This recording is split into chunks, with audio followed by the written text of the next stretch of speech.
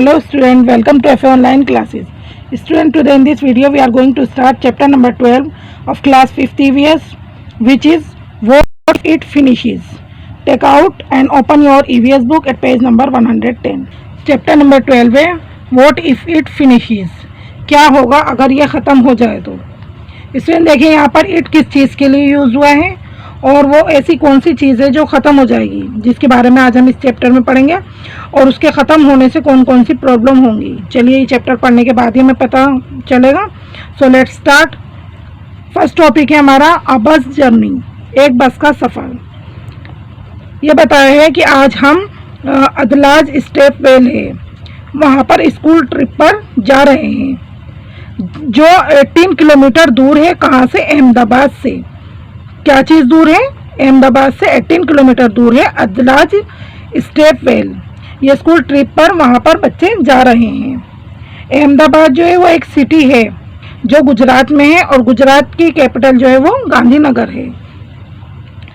हमने वहाँ पर व्हीकल्स को रोड पर जो चल रहे थे उनको काउंट करना शुरू किया और हम में से कुछ जो थे वो बाइसिकल्स गिन रहे थे, जबकि दूसरे बसेस, कार्स, मोटरसाइकिल्स ये सब गिन रहे थे. अब्राहम जो था वो काउंटिंग कर रहा था किसको? बाइसिकल्स को, साइकिल्स को काउंटिंग कर रहा था और वो जल्दी ही बोर हो गया. क्यों बोर हो गया? क्योंकि वहाँ पर मुश्किल से ही हाईवे पर कोई साइकिल आ रही थी, नज़र आ रही थी, क्योंकि वहाँ पर साइकिल हाईवे पर कम थी, इसलिए वो जल्दी ही बोर हो गया उनको काउंट करते करते. स्क्रीच, ड्राइवर ने अचानक से ही रेड लाइट पर ब्रेक लगा दिया. वहाँ पर एक लंबी और बड़ी क्रॉसिंग थी. देखिए जैसा कि यहाँ पिक्चर में भी दिखाया गया है, कितना सारा ट्रैफिक इसमें दिखाया गया और बड़ी सी एक इसमें क्रॉसिंग है. और इसमें ट्रैफिक लाइन जो थी, हमने वहाँ पर फिर कह रहे हैं कि चारों तरफ ट्रैफिक ही ट्रैफिक देखा. होंक होंक साउंड थी, ये किसकी? लाउड हॉर्न की. होंक साउंड जो होती है ये हॉर्न की होती है. और स्मोक जो था वो व्हीकल से बाहर आ रहा था. शायद यही वजह थी कि एक छोटा जो बॉय है जो रिक्शा में बैठा था वो इतना ज़्यादा खांस रहा था, यानी धुएं की वजह से ही उसको खांसी हो रही थी. ये कह रहा है कि मुझे कुछ जानी पहचानी सी, मतलब एक स्मेल आई. फिर मुझे याद आया कि ये स्मेल तो गांव में बाबा के ट्रैक्टर से आती थी. ऑन द पेट्रोल पंप पर. थोड़े समय के बाद हमारी बस जो थी वो एक पेट्रोल पंप पर रुक गई. वहाँ पर एक लॉन्ग क्यू थी, यानी लंबी लाइन थी. ऐसा लगता था कि हमें लॉन्ग वेट यानी लंबा इंतज़ार करना पड़ेगा. क्यों करना पड़ेगा? क्योंकि वहाँ काफ़ी भीड़ थी और लंबी लाइन लगी हुई थी, तो उसे देखकर ऐसा लग रहा था कि हमारा नंबर काफ़ी देर में आएगा और हमें वेट करना पड़ेगा.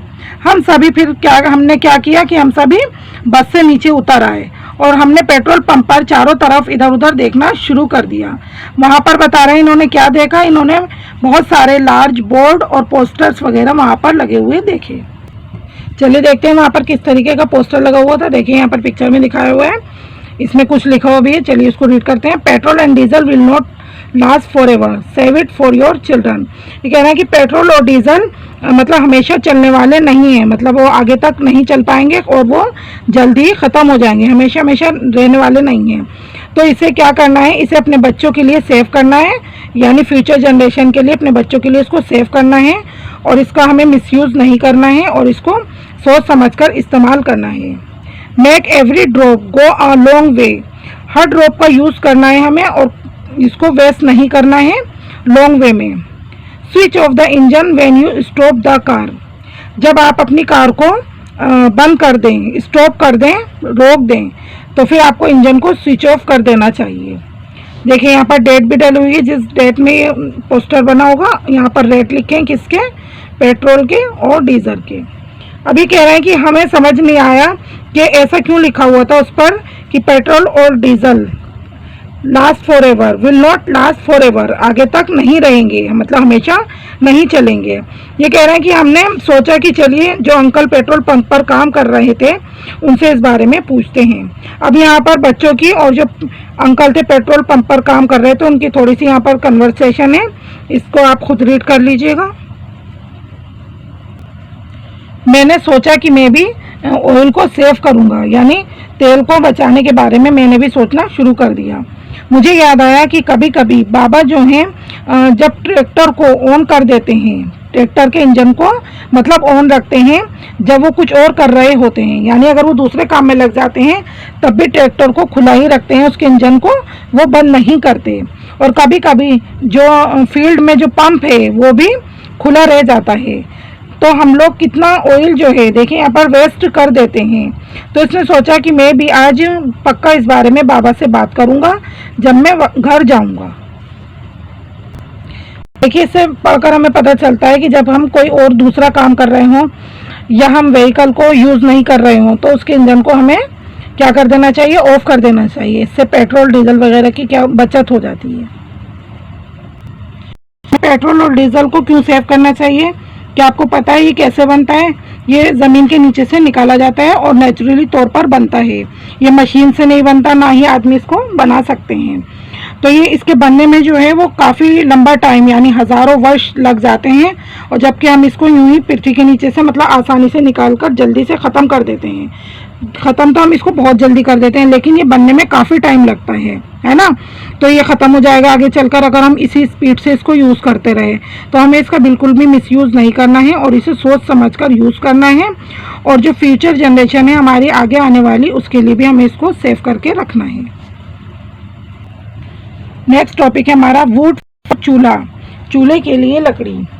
यहाँ पर दुर्गा के बारे में बताया गया है। दुर्गा कौन है? एक वुमेन है जो हरियाणा के एक विलेज में गांव में रहती हैं। हर दिन वो काफ़ी सारे मतलब घंटे स्पेंड करती हैं, खर्च करती हैं। किस काम के लिए? जंगल से लकड़ियाँ इकट्ठी करने के लिए, चूल्हे में जलाने के लिए। और उनकी जो डॉटर है, उनकी जो बेटी है, वो भी उनकी इस काम में हेल्प करती है। पिछले 3 महीने से उन्हें क्या है? उन्हें कफ है। किसको? दुर्गा को खांसी है। क्यों है? चलिए उसका रीज़न भी जानते हैं। ये बता रहे हैं कि जब कभी हम गीली लकड़ी को जला देते हैं तो उससे क्या होता है, बहुत सारा जो स्मोक है, धुआं है, वो निकल जाता है। क्योंकि सूखी लकड़ी तो आसानी से जल जाती है, लेकिन लकड़ी अगर गीली होगी तो वो सही तरीके से नहीं जलेगी और उससे धुआं निकलेगा। तो इसी वजह से, इसी धुएं की वजह से दुर्गा को जो है वो 3 महीने से खांसी हो रही है। लेकिन दुर्गा के पास इसके अलावा और कोई दूसरा ऑप्शन नहीं है, यानी वो मजबूर है, उसको गीली ही लकड़ियाँ जलानी पड़ेंगी क्योंकि उसके पास कोई दूसरा ऑप्शन नहीं है। क्योंकि उसके पास जो है वो बहुत ज़्यादा गरीब है और उसके पास इतने पैसे भी नहीं है कि वो अपने लिए खाना खरीद सके। जब उसके पास खाने के लिए ही पैसे नहीं हैं तो फिर लकड़ियाँ खरीदने के लिए पैसे कहाँ से आएंगे। आज भी हमारे जो 2/3 है यानी 2/3 पार्ट जो है लोगों का हमारे कंट्री में वो क्या यूज़ करते हैं? उपले यूज़ करते हैं, वुड लकड़ी यूज़ करते हैं, ड्राई ट्विक्स जो सूखी टहनियाँ वगैरह हैं पतली, उनको एक्सेट्रा एक्सेट्रा उनको यूज़ करते हैं। इस सेंटेंस को पढ़कर हमें क्या पता चल रहा है? देखिए इससे पता चल रहा है कि आज़ादी के बाद भी हमारी इंडिया में इतनी ज़्यादा मतलब गरीबी अभी भी है कि जो अगर हम पूरी मतलब पॉपुलेशन को इसकी 3 पार्ट में डिवाइड करें तो उसमें से जो 2 पार्ट पॉपुलेशन है वो अभी भी गरीब है और वो उपले वुड और ड्राई ट्विक्स वगैरह यूज़ करते हैं। और ये केवल मतलब कुकिंग फूड, खाना पकाने के लिए ही यूज़ नहीं किया जाता इन चीज़ों को, बल्कि वार्म, कीपिंग वार्म यानी अपने आप को गर्म रखने के लिए। जैसे सर्दियों में आग जलाकर हाथ वगैरह सेकते हैं अपनी बॉडी को गर्म करने के लिए, उस काम के लिए भी इनका यूज़ किया जाता है। फॉर हीटिंग वाटर, पानी को गर्म करने के लिए भी, एंड फॉर लाइटिंग, और रोशनी वगैरह लाइटिंग करने के लिए भी इन सब चीज़ों का यूज़ किया जाता है। और दूसरी कुछ ऐसी एक्टिविटीज़ भी हैं घरों में जिनमें ये भी चीज़ें यूज़ होती हैं, जैसे केरोसिन, एलपीजी, कोल, इलेक्ट्रिसिटी एक्सेट्रा एक्सेट्रा। कंचा ने एक बुक में जो है बार चार्ट को देखा। ये चार्ट दिखाता है कि 100 मतलब आउट ऑफ 100 नंबर्स जो हैं वो घरों में से कितने मेंबर जो हैं 100 में से कितने टाइप का फ्यूल किस तरीके से यूज़ करते हैं। और ये भी दिखाता है इसके साथ साथ कि कौन सा जो फ्यूल है वो इंक्रीज़ हुआ है और कौन सा फ्यूल डिक्रीज़ हुआ है, मतलब बढ़ा है, और कौन सा घटा है ओवर द पास्ट 20 ईयर्स। पिछले 20 सालों के अंदर कौन से फ्यूल जो है वो इंक्रीज़ हुए हैं और कौन कौन से डिक्रीज़ हुए हैं, ये चार्ट इसके साथ साथ ये भी बताता है।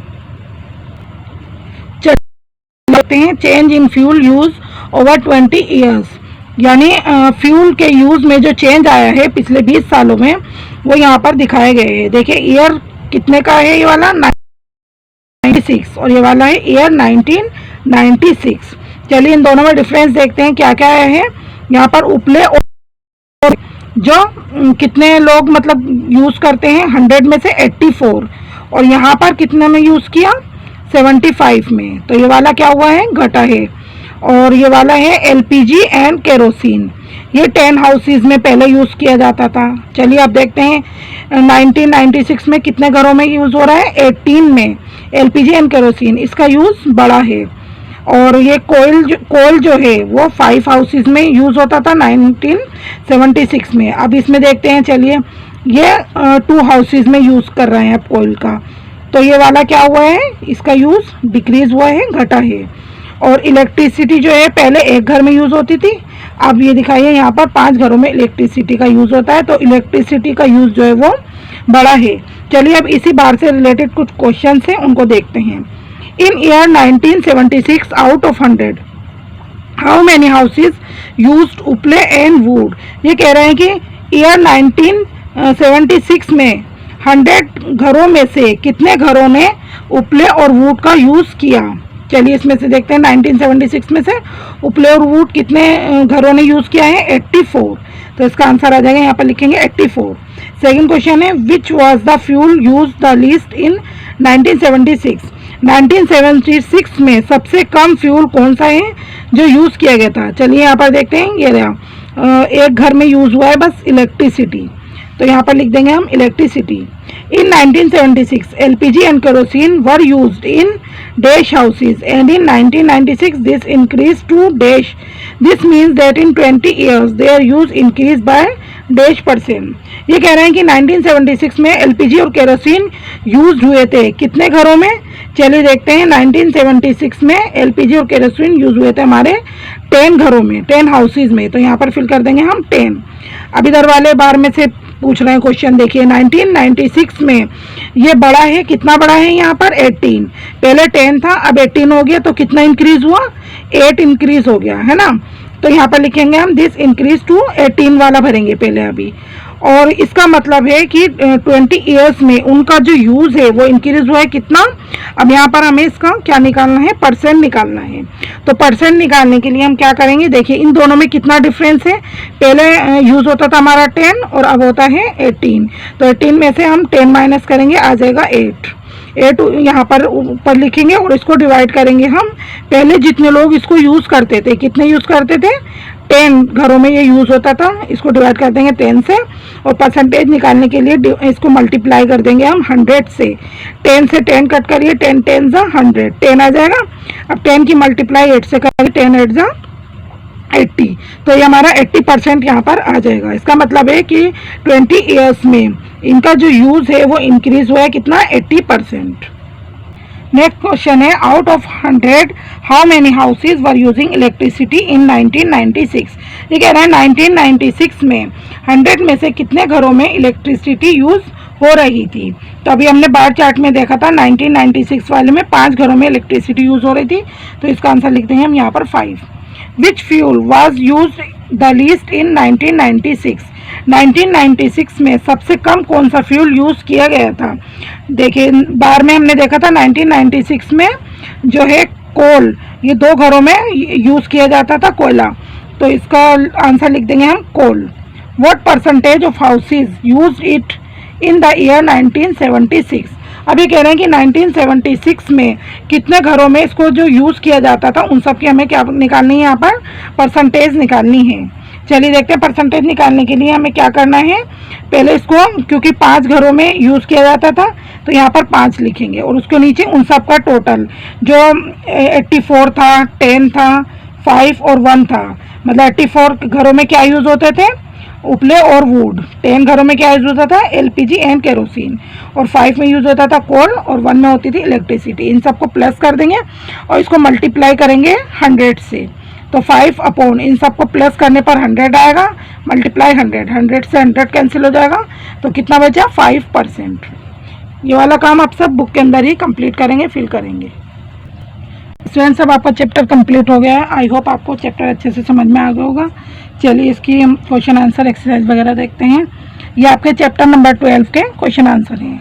लेट्स सी पार्ट है answer these questions. Question number 1 है what are the different kinds of vehicles that you can see. कौन कौन से टाइप के व्हीकल्स हैं जो आपको नज़र आते हैं, दिखाई देते हैं। और जो चैप्टर हमने रीड करा है उसमें भी जो पिक्चर थी स्टार्टिंग में, उसमें कौन कौन से व्हीकल्स नज़र आ रहे थे। चलिए इसका आंसर है the different kind of vehicles that we can see are buses, cars, motorcycles, scooters, auto rickshaw, cycle etcetera. Question number 2 है what do you think they need as fuel. आपको क्या लगता है कि उन्हें एज ए फ्यूल, मतलब fuel के तौर पर उन्हें क्या चीज़ की ज़रूरत होती है, मतलब उन्हें क्या चाहिए फ्यूल के तौर पर। आंसर है इसका we think they need petrol और diesel as fuel but cycle does not need fuel. Question number 3 है which of the vehicles do you think give off smoke, put a red mark on those. कौन से type के vehicles आपको लगता है कि धुआं छोड़ते हैं, यानी जो पिक्चर में हमने देखा था कौन कौन से व्हीकल से धुआं निकल रहा था। आपको क्या करना है, उस वाली बुक में उन व्हीकल्स पर रेड मार्क लगाना है जिन चीज़ों से स्मोक निकल रहा था। इसका आंसर है किस किस पर आप रेड मार्क लगाएंगे, buses, cars, auto rickshaws, motorcycles and scooter etcetera give off smoke. Question number 4 है which are the vehicles run without petrol and diesel. कौन कौन से व्हीकल ऐसे हैं जो बिना पेट्रोल और डीजल के चलते हैं। इसका आंसर है साइकिल, और इसमें हैंड रिक्शा भी आप लिख सकते हैं, कैन रन विदाउट पेट्रोल और डीजल। साइकिल जो है वो बिना पेट्रोल और डीजल के चल सकती है, और हैंड रिक्शा भी। क्वेश्चन नंबर 5 है what problem do we face from the speeding vehicles. कौन कौन सी ऐसी प्रॉब्लम है जिनको हमें फेस करना पड़ता है, किसकी वजह से, व्हीकल की स्पीड की वजह से, यानी तेज स्पीड में जो व्हीकल्स चलाते हैं उनकी वजह से कौन सी प्रॉब्लम आती है। आंसर है इसका it may cause accident. Question number 6 है states of India have oil fields. India के किस स्टेट में ऑयल फील्ड्स पाए जाते हैं, ऑयल फील्ड्स हैं। इसका आंसर है states of Assam, Gujarat, Maharashtra and Andhra Pradesh have oil fields. Question number 7 है beside oil what else is found deep inside the अर्थ। ये कह रहे हैं, पूछ रहे हैं कि तेल के अलावा जमीन के नीचे से और कौन कौन सी चीजें निकलती हैं, पाई जाती हैं। आंसर है इसका beside oil metals such as gold, silver, copper etcetera are found deep inside the earth. Coal is also found. Question number 8 है we should use petrol and diesel judiciously think why. ये कह रहे हैं कि हमें petrol और diesel का जो यूज है वो सोच समझकर समझदारी के साथ करना चाहिए, क्यों। इसका answer petrol and diesel should be use judiciously because they are in limited quantity which will soon get exhausted.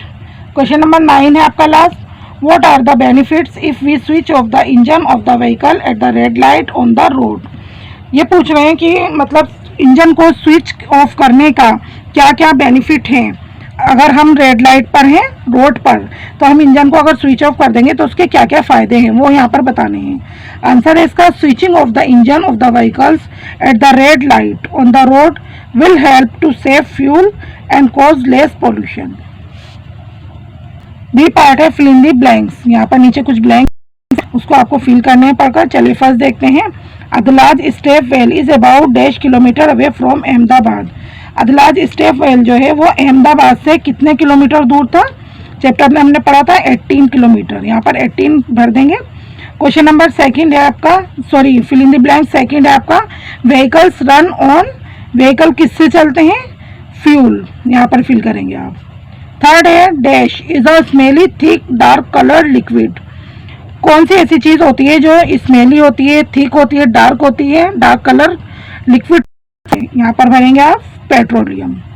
4th है there were hardly any dash on the highway. Highway पर मुश्किल से ही कोई थी, क्या थी, बाइसिकल फिल करेंगे यहाँ पर। 5th है we should switch off the engine when we stop our vehicles at a red light. यहाँ पर आप इंजन फिल करेंगे, कह रहे हैं कि हमें जो जब हम रेड लाइट पर हों तो व्हीकल्स का जो इंजन है उसको स्विच ऑफ कर देना चाहिए। है स्टेट ट्रू और फॉल्स, यहाँ पर आपको ट्रू फॉल्स बताने हैं। फर्स्ट है we should switch off the engine when we stop the car. ये कह रहे हैं कि जब हम कार को स्टॉप करें, रोकें, तो हमें इंजन को स्विच ऑफ कर देना चाहिए। यस, बिल्कुल करना चाहिए, ये सही है, इसके लिए ट्रू लिखेंगे। सेकेंड है petrol and diesel are made by humans, कह रहे हैं कि पेट्रोल और डीजल जो है उनको ह्यूमंस बनाते हैं, मनुष्य आदमी बनाते हैं। नहीं, गलत है। वो कहाँ से निकलता है? वो कुदरती तौर पर, नेचुरली तौर पर बनता है और ज़मीन के नीचे से पाया जाता है। तो ये फॉल्स है, फॉल्स लिखेंगे। थर्ड है electricity can be use to run vehicles, electricity को हम व्हीकल्स को चलाने के लिए यूज़ कर सकते हैं। ट्रू है, ये लिखेंगे इसके लिए। फोर्थ है vehicles that run on CNG give out a lot of smoke, ये भी हमारा ट्रू है, इसके लिए ट्रू लिखेंगे। ये कह रहे हैं कि व्हीकल्स जो सीएनजी से चलते हैं वो कम जो स्मोक है यानी कम धुआं निकालते हैं, छोड़ते हैं। Crude oil is also used for making several other things like plastic and paints, ये भी ट्रू है, इसके लिए सही है, ट्रू लिखेंगे। ये कह रहे हैं कि क्रूड ऑयल, कच्चा तेल जो होता है यूज किया जाता है बहुत सारी चीज़ों को बनाने के लिए, जैसे कि यहाँ पर बताया है कि प्लास्टिक और पेंट्स, सही है, ट्रू लिखेंगे। लास्ट पार्ट जो है हमारा D part, right full forms of, नीचे कुछ फॉर्म्स लिखी हैं, उनको आपको फुल फॉर्म में लिखना है। देखिए जैसे शॉर्ट में लिखा है CNG, इसकी फुल फॉर्म लिखनी है आपको, क्या होती है? Compressed natural gas. LPG की फुल फॉर्म होती है लिक्विड पेट्रोलियम गैस। PNG की फुल फॉर्म है पाइप्ड नेचुरल गैस। स्टूडेंट अब आपको ये सारा शीट अपनी नोटबुक में लिखना भी है और लर्न भी करना है।